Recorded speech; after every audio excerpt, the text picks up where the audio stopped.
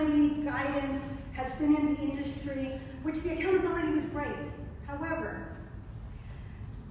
he ended up moving me to, or telling me, you have to follow this process. You have to, not this process, this product, you have to sell this product. And I was like, kicking and screaming and saying no. I didn't want to, made all the excuses in the world. And it was because I realized, when I analyzed why I kept saying no, was because it didn't align with my values. It was not just about selling a product and making money. That wasn't important to me. I didn't care. What was important to me is helping others and educating them. Guess what? I continued to do that in 2020. There's 3 things I learned. Sticking to educating and helping others, the state of Oregon gave me a grant. That being a new agency usually doesn't happen. Got a little grant. Number 2, again, education and training, my values. The Mexican consulate asked me to come in and do training via Zoom, so virtual. And number 3, because I always was helping others, doing things, and educating, 100% of my new business was through referrals. 100%. So in January 2021, I analyzed 2020, and I was like going, sticking to my values was what helped me make a profit. It wasn't as much of a profit as I originally put down on paper, but guess what? Sticking to my values helped me still make a profit. So I cannot tell you how important it is to keep your vision close and your values even closer, because that's going to drive you and get you what you need. So we need to then identify your goals. With your goals, I will tell you, if you had known me when I was in elementary school, you would have said, well, I want to be a doctor.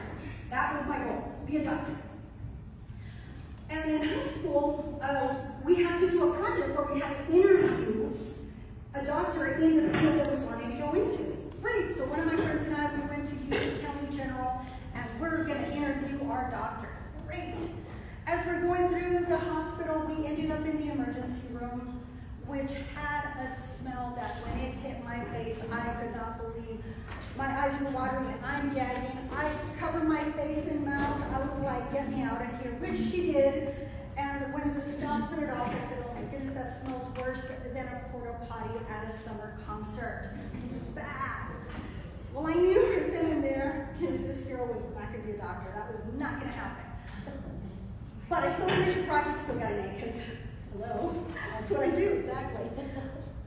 So from that, how did I get here? Being a successful businesswoman, an agency owner, I am a distiller. I have whiskey and gin that's being distilled right now with my label on it. I have my label of my business on wine bottles. I am a winery owner too. And I have a podcast that's about spirit and foods. You know, I do like my food and drinks. It's a process. It is not just pulled from air. So there is a goal setting process. Again, in the handout that you'll get, you'll be able to follow this. So first you got to start with your someday goal, that hairy, audacious goal that you want to reach, and put it at 10 years. And say, if somebody were to have this, whatever that is, be a billionaire, have your own island, travel the world, whatever it may be, somebody that's already done it, what have they done to get there? Find out. Because then what you need to do with that information is that you say, in 5 years from now, what is the one thing that I can do 5 years from now that will help me stay on track for that someday 10-year goal? And then you take one step back and you say, okay, I have that down. In the next year, what can I do? One thing that I can do this year that will keep me on track to that 5-year goal. And then you take one step back and you say, okay, 1 month from now, what can I do in this next month that will keep me on track for my yearly goal? And then you guessed it, 1 week, this week, what can I do this week that will keep me on track for my monthly goal?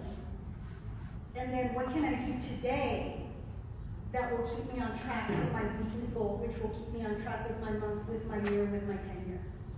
And then what can I do this very moment, right now, before I do anything else? Because otherwise, you're going to make excuses. This seems very easy. It's a simple process, but it's very, very difficult because of two things, mainly. One, we don't know how to say no, and we will prioritize everything else over us. And number two, we don't want the chaos that comes along with it. And by chaos, I mean the laundry, the dishes, the boss, the email, the call, the pile of paper, whatever all that is, that's chaos. But if you take care of your main things, all of the other things will be taken care of. So, how do we accomplish this? How do we accomplish this? Well, there's three strategies. Prioritize, time block, and take breaks. That is what we need to do. And we need to honor that time. We absolutely need to honor that time. The first and most important thing is you have to prioritize you and your time. Your breaks. The stretching, what we did. The fist bumps, all that is part of your breaks. And you need to sharpen the saw. Again, you have to be a priority in this. You absolutely do. Sharpening the saw means that you are going to spend time on you, whatever that is. That means maybe education, maybe rest time, pampering, whatever it is that's going to keep you sharp. Because if you're trying to cut down a tree and that is dull, that axe is dull, guess what? You're going to be spending so much energy that you're not going to be able to get anything done. You have 9 hours to cut a tree, spend 8 hours sharpening that saw. And then take your breaks. That is so important. And then anticipate the interruptions, the why it is that you cannot say no. Is it the boss? Is it the coworkers? Is it clients? Whatever it may be, you have to anticipate so that you know what you're going to do when you get interrupted. And so, is it you talk to your boss and you say, hey, I'm doing this for you, I'm doing this for us? Is it closing your doors, putting a sign, is it getting it, whatever that one thing is before you get to the office? Is it doing it at the library or the coffee shop? Whatever it may be. Counterintuitive approach is that when I have something that's really pressing, my anxiety goes up, and when my anxiety goes up, I can't think, and when I can't think, I make mistakes. So what I would used to do, and I do it a little differently now, but at the time when I was in corporate America, I would stop when something like this would happen. I would take a break, I would breathe, and I would, because my brain is still going, I would clean the dust bunnies behind my desk. Because what that did is it focused me on what I was doing, which was cleaning.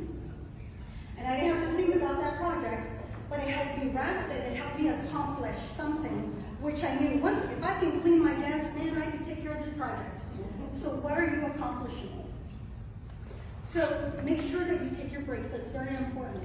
So make sure that your values align with your vision aligns with your goals, and then show gratitude. Celebrate. How do you celebrate?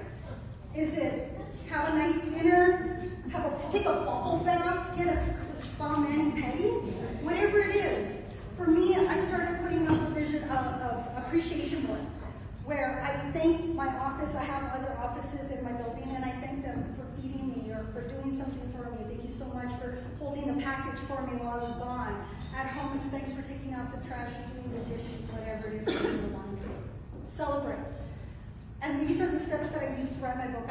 I'll go on with this. I had the goal of writing my book. And when I was at a mastermind, the instructor, Craig Deswald, he said, you can write a book in 30 days. And I was like, dude, I've been trying to write it, it's not happening. He said, write about the things you talk about every day 100 times a day. And I'm like, health insurance. And so I'm like, so I started writing deductible, co-insurance, what's the ACA, can I afford it? And I wrote all that down. By break time, yes, I knew what my book was going to be on, is secrets on how to understand your health insurance, because there's nothing out there about it. And I used this process, the things I needed to do over the next year, and the things I needed to do monthly. So just remember to prioritize time, log, and take breaks, and honor them. If you don't, you will make the excuses, and when you start making excuses, just stop and think, why am I making the excuses? And then find ways to overcome that. Here's the QR code. There's going to be some handout that's going to give you the things to do in order to go through this process. Like I said, this is a very high level. While you do that, I have 3 little gifts for those that are wanting to do something right now. You can come up and get it.